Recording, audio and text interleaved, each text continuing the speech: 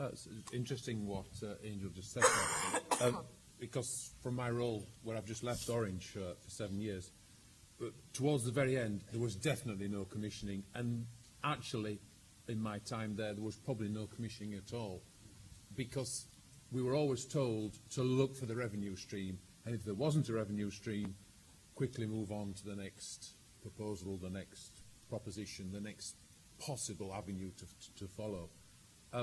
Using a similar timeline to the one that Morgan did, the most exciting part where I did get the opportunity to look at new proposals was soon after when I launched Ananova over at the Press Association in Leeds. Very exciting time.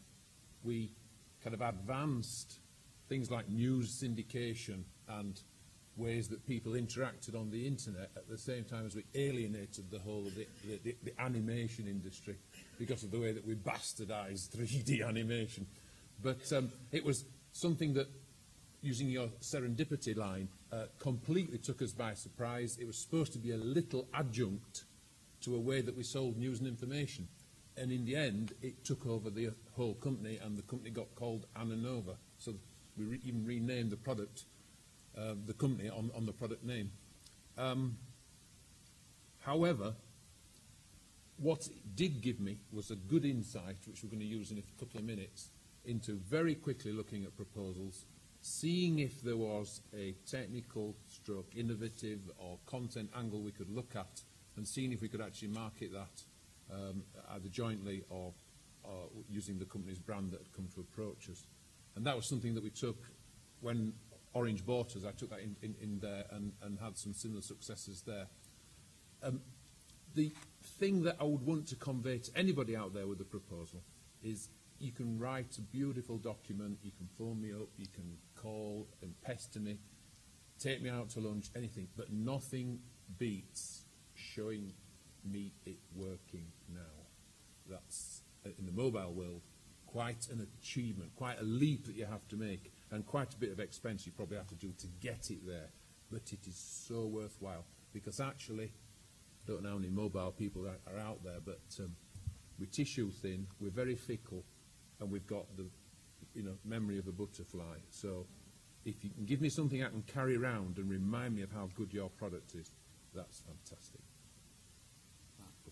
Okay. Hi, I'm Matt Locke. I'm currently at Channel 4, but I've only been there for about 5 weeks, and before that I was at the BBC as, amongst other job titles, Head of Innovation for Future Media and Technology. And whilst I was there, we worked a lot on trying to help the relationships between indies and commissioners, working closely with John Kingsbury, who's here today as well. One of the projects we did was Innovation Labs, and I've met quite a few people here today who've been part of Innovation Labs, and that was really trying to open up the dialogue between commissioners and indies. And I guess part of that is because, having worked at BBC and now Channel 4, which are both, although very different, public sector agencies, and in Channel 4 I'm responsible for the education remit, which is the only kind of non-profit making part of Channel 4. The hardest sell sometimes is to clients which don't have a bottom line. Selling into the BBC is really difficult to know what buttons you have to press when you can't just say to somebody, this is going to make you X millions of pounds. So what I'm hoping to do is maybe to put a few insights into how to pitch to those complex beasts that are the public sector commissioning agencies in the UK.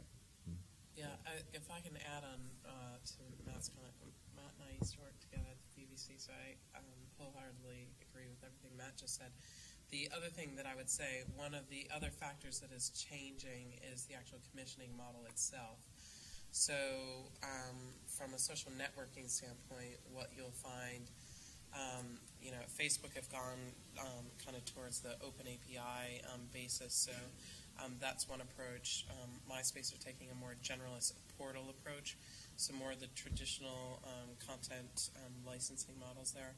But even MySpace is a bit more similar to Bebo in that we look for advertising-supported content. So oftentimes, even if we think it's a fantastic idea, if we don't think that we can make it free to the consumer, or at least low cost to the consumer, paid for by premium SMS or or by the advertiser or sponsor, then as much as we love it, we'll probably, try to introduce you to some of our friends who have big commissioning budgets, because we just don't have those, and we need it free to the consumer. So, we can work with our existing brand clients, and a lot of them are very interested in working more closely with the editorial. But you should be aware of that. If you're looking for big kind of commissioning budgets, you'll need to make something that's going to appeal to any of the kind of advertising clients as well. Okay. Let's dive into them. I'll ask you to save questions until the breakout sessions at the end. Questions that people have in something like this are usually, how can I make my idea work? And we wouldn't really have the time to give it the justice, to do it justice at the moment. So I'll ask you to save those over. And just to really pick up on Angel's serendipity piece, I think part of strategic serendipity is to set up an environment where new things can happen, and that environment is always about relationships. And I think the sort of one common theme that all commissioners would agree is that it's 50% your product, but it's a good 50% of your relationship with that person.